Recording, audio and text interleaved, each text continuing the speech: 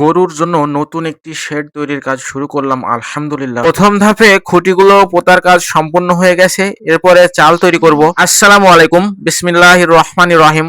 শুরুটা ছোট হোক কিন্তু স্বপ্নটা বড় রাখতে হবে। 32টি গরু রাখার পরিকল্পনায় কাজটি শুরু করেছি। পরিষ্কার করে মাপজোক ঠিক করে একদিনেই সবগুলো খুঁটি পোতার কাজ সম্পূর্ণ করেছি। আমি নিজে সারাদিন মিস্ত্রিদের সাথে কাজ করেছি। উদ্দেশ্য একটাই, প্রতিটা ধাপে ধাপে খরচ কমাতে হবে। প্রথম ধাপে 16টি গরুর জায়গা কমপ্লিট করব এবং ঘরটি এমন ভাবে তৈরি করব যেন দ্বিতীয় ধাপে বাকি 16টির জায়গা তৈরি করতে অর্ধেক খরচ হয়। সেটি অনেক সাধারণ হবে কিন্তু ভালো মানের হবে ইনশাল্লাহ। খুঁটি, বাঁশ, কাঠ, টিন এসব দিয়ে তৈরি করব। উদ্দেশ্য খরচ কমানো। আমার ইচ্ছা ছিল শেড তৈরি করলে বড় একটি শেড তৈরি করব। আমার পুঁজি কম, তাই দীর্ঘদিনের পরিকল্পনায় কাজ শুরু করেছি।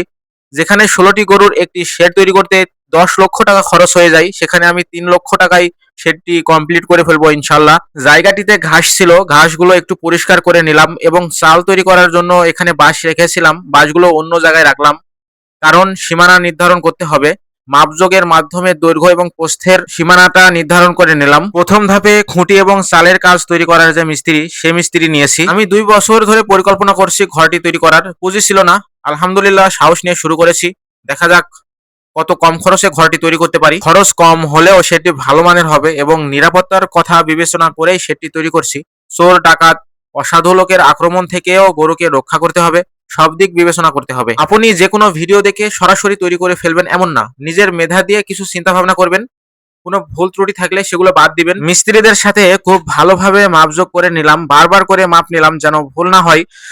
মাপ নেওয়ার পর চারপাশে রশি টাঙিয়ে 4 কোণে 4টা খুঁটি পুঁতে নিলাম এবং পর্যায়ক্রমে মাঝখানের খুঁটিগুলোও পুঁতে নিলাম। খুব তাড়াতাড়ি আমার গরুর ফার্মটি তৈরি করে ফেলার ইচ্ছা আছে ইনশাল্লাহ।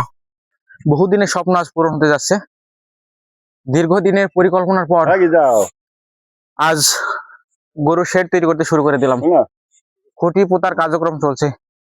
প্রথম নাম্বার খুঁটি এবং এই যে দ্বিতীয় নাম্বার। কোনো কাজ করতে গেলে বাংলাদেশে বিশেষ করে কেউ সাহস দেয় না, শুধু ভয় দেখায়। আমার এই কাজটি করতে গেছি, অনেকে আসছে দেখছে, শুধু ভয় দেখাচ্ছে। চোর ডাকাতের ভয়, একা আমি এতগুলা গরু পালন করতে পারবো কিনা সেই ভয়।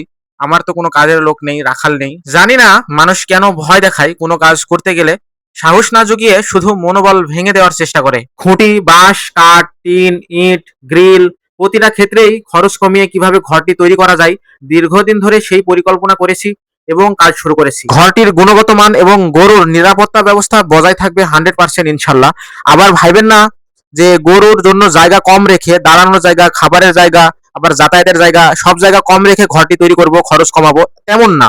সবকিছু স্ট্যান্ডার্ড রেখে ঘরটি তৈরি করব এবং অন্যরা যে মাপ দেয় আপনি দেখবেন তার চেয়ে আমি বেশি রাখবো ইনশাল্লাহ।